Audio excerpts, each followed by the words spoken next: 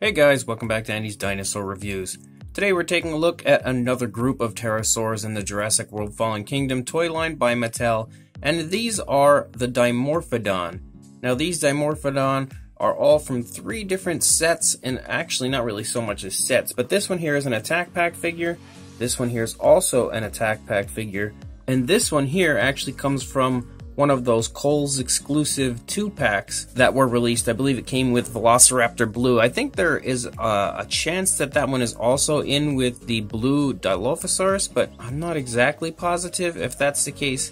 But I know there are a few different Dimorphodons in those packs. I think it's actually both of them is this same one here. However, as far as the pterosaurs go, I think the Dimorphodons are probably my least favorite when it comes to the toys from Fallen Kingdom, but they are still very, very cool, and I definitely dig them. I love that they actually made a pretty significant difference in the paint scheme of this one, just because this paint scheme with the coloring on the underside of the wings here looks really cool. But I also do love the fact that these two are so similar, but just a different paint application, because then it looks like they are from like the same flock or something. So that is pretty cool as far as the way they've done that with these figures. And I love the fact that also that they are in a standing position, because it makes posability and displaying them a lot better and a lot easier when you can have them standing. So that is also very cool on the part of Mattel. Anyway, let's get a closer look at them. So taking a look at the head sculpt, you can see the head sculpt is pretty nice. There's definitely some nice detail that has been put into it. You can see the nostrils right there in the front. The eyes are painted pretty nicely. No real sloppiness or anything with the eyes. They look fairly decent. And the teeth look pretty good as well, but you can see that they are kind of all bunched together. It does have an articulated jaw, but you can see the inside of the mouth is painted pretty nice. Has a pretty good gloss on it, like all of the Fallen Kingdom figures have had. And there's no real sloppiness with the painting of the teeth or anything, so they don't look bad. But they are all kind of bunched together. I would have preferred them to be individually sculpted, but I guess that's just not going to happen. And that's not too big of a deal, as the teeth are pretty small, so even with them being sculpted, all kind of meshed together, it's really not a bad look. It really, especially from a distance, you can see it looks pretty nice, actually. There isn't too much as far as paint that's been put into this one. It's primarily just this green coloration, and even the back of the wings, you can see there's no difference. It's all just green. But you can actually take note that right there in the eye socket, there is a darker green that has been put into it just to really elaborate the eye a little bit, and I do like that. Taking a look at the sculpt of the back here, you can see it looks really quite nice. It actually has some pycnofibers here, and you can see that the overall detail in general on the back looks really nice. It's got some bumps coming down here in the center, and then you come out into the wings, and the actual wing detail is really quite beautiful. There is just a ton of detail overall that has been put into the actual wings as far as the minute small details go. The hands are sculpted pretty nicely, and there is a gloss on the nails, but the nails are not painted any different color than the rest of the body. The underside also looks really quite nice. He looks very, very skinny, maybe a little malnourished, but still quite nice. The underside of the wings also look really good. There's the Jurassic Facts app code if you are interested. And I really dig the coloration of the underside of the wings. I actually kind of probably would have preferred it to be on both sides, but it's only on the underside, but I really like the way the red and orange play off of each other, and it just looks so cool. I've always kind of dug that type of coloration on not only pterosaurs, but even on dinosaurs. Something about red and orange together just looks really nice, and it shines through on this Dimorphodon. It definitely helps to give this one a very striking appearance, more so than what the other two have. And then you come out into the nice long devilish looking tail, and that was also sculpted very nicely. You can see some beautiful detail that's been put into it out here on the end. So overall, the sculpting of the Dimorphodons is really, really nice, but I just feel like it's not quite as nice as the Pteranodons, but still definitely really, really good. And on top of that, the Dimorphodons are much smaller than the Pteranodons. I mean, as far as size goes with the toys, they're pretty similar in size, but unless you're going, of course, with the Roarivore, then the Roarivore Pteranodon absolutely is way larger than these smaller Dimorphodons.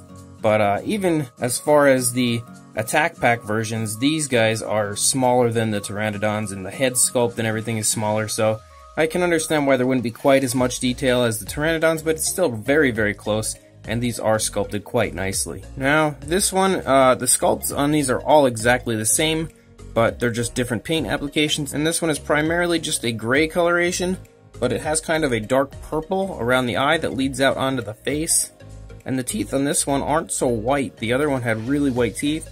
The teeth on this one are more of a yellowish coloration, which is potentially a more realistic coloration, but the inside of the mouth appears to be the same color, or at least a very similar shade. As far as coloration goes, you get to the back, and you can see that the back here is actually a slightly darker gray than the rest of the body, so it is nice to see some alternate coloration in the actual body of the animal, because the other one was just all green, so it was nice to have a little bit of a difference there.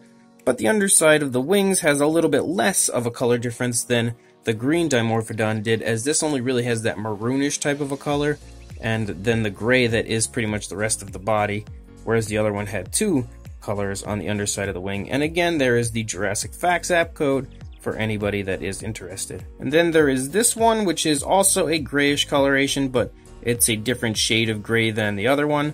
But you can see it has that darker gray around the eyes, and it looks pretty nice. It really helps to elaborate the eyes on this one. And then when you open the mouth, again, the teeth appear to be pretty close to the original one with a whitish type of a color, but it's actually slightly yellow as well, so the coloration is kind of like in between the other two Dimorphodons as far as the teeth go. Maybe leaning closer to the other Attack Pack figure.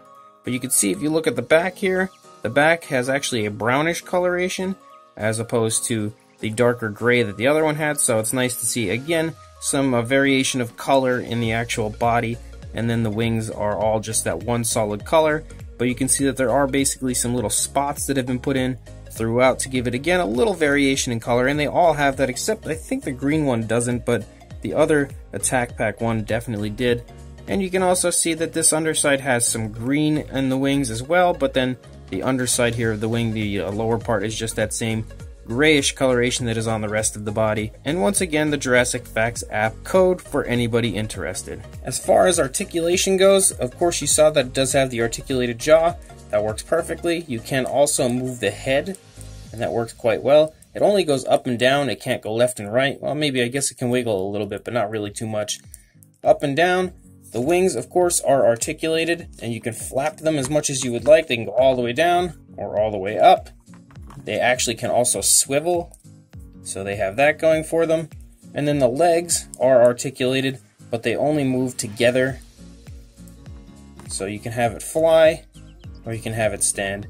The tail is very flexible, so you can really move that too, but there's no joint or anything for any type of articulation. It's just very flexible. As far as the size goes, if we take these two out of here, put this one right here, we'll go from the head to the tail. You were looking at about 5 inches or about almost 13 centimeters. And if we have the wings up straight up to the top of the wings, you're looking at about a little over 3 1/4 inches or about 8.5 centimeters.